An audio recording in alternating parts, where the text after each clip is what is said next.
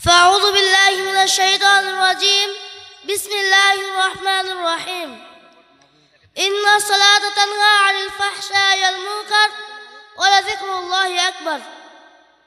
সর্বপ্রথমে আমি শুভেচ্ছা জানাচ্ছি মাননীয় সভাপতি মহাশয়কে, তারপর হার্দিক অভিনন্দন জানাই অত্র মাদ্রাসার চেয়ারম্যান মাননীয় তাজিবুর রহমান সাহাফি মহাশয়কে।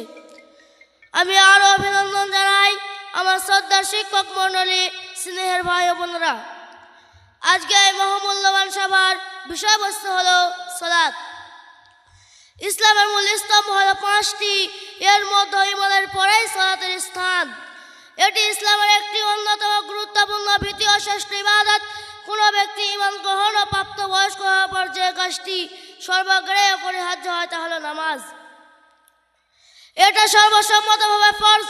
কুরআন, হাদিস, ইজমা ও কিয়াসের মাধ্যমে এর ফরজিয়াত অপরিহার্যতা প্রতিষ্ঠিত ও প্রমাণিত। পবিত্র কাবা গৃহের দিকে মুখ করে বিশেষ নির্দিষ্ট নিয়মে উপাসনা করাকে নামাজ বলে। নামাজ কোনটি ফার্সি শব্দ, আরবিতে নামাজকে সালাত বলে। নামাজ ফরজ, আল্লাহর হুকুম আর নির্দেশ। নামাজ না পড়লে মুসলিম থাকা যায় না। আমরা নামাজ ভদ্র আমরা বিনয়ভাবে আল্লাহর সামনে দাঁড়াই। আমরা তারই প্রশংসা করি। আমরা সকল আপদ বিপদে একমাত্র তারই সাহায্য চাই। বন্ধুগণ, নামাজ পড়লে কি উপকার হবে? আল্লাহ বলেন, ইন্নাস সালাতা তানহা আনিল ফাহশাই ওয়াল মুনকার ওয়া লাযিকরুল্লাহি আকবার। আল আয়া।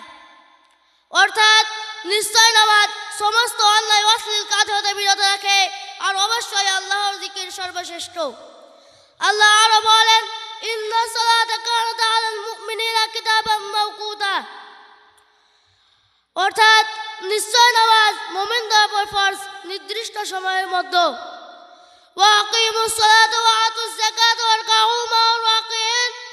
তোমরা নামাজ প্রতিষ্ঠিত করো, যাকাত প্রদান করো এবং রুকু করলে সতর্ক করো। সূরাতুল বাকারা 43 নম্বর আয়াত। প্রিয় নবী রাসূলুল্লাহ সাল্লাল্লাহু আলাইহি ওয়াসাল্লাম বলেছেন, সল্লু কামা রাআইতুমুনি উসাল্লি। তোমরা নামাজ পড়ো যেভাবে তোমরা আমাকে নামাজ পড়তে দেখেছো। বুখারী। তিনি সাল্লাল্লাহু আলাইহি ওয়াসাল্লাম আরো বলেন, তোমাদের সন্তানকে নামাজের জন্য আদেশ করো যখন তার 7 বছর হয়, আর তাদের 10 বছর হলে প্রয়োজনে শাস্তি দিয়ে নামাজ বাধ্য করো। তিনি সাল্লাল্লাহু আলাইহি ওয়াসাল্লাম আরো বলেন, নামাজ দিন ধর্মের খুঁটি। বস্তুত যে ব্যক্তি নামাজকেই প্রতিষ্ঠিত রাখলো, সে ধর্মকেই প্রতিষ্ঠিত রাখলো। আর যে ব্যক্তি নামাজকে ছেড়ে দিল, সে দিনকে ধ্বংস করলো।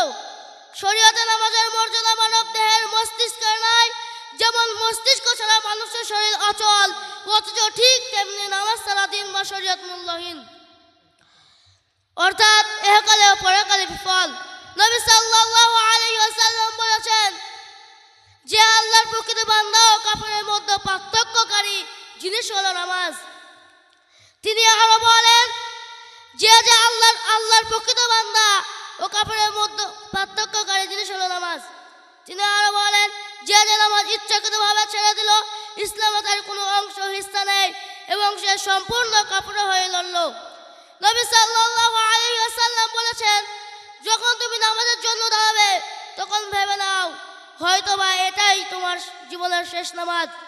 অতএব বিদায় নামাজকে যতটা সম্ভব ভক্তি সহকারে, আন্তরিকতার সাথে, একাগ্রতার সাথে আদায় করে। মিশকাত শরীফ 455 পৃষ্ঠায়। আল্লাহর কাছে পরিচিত দোয়া করি, হে আল্লাহ, তুমি আমাদের সকলকে 5 ওয়াক্ত নামাজ প্রতিষ্ঠিত রাখার তৌফিক দান করুন। আমিন। ওয়া আখিরু দাওয়ানা আনিল হামদুলিল্লাহি রাব্বিল আলামিন। আসসালামু আলাইকুম ওয়া রাহমাতুল্লাহি ওয়া বারাকাতুহু।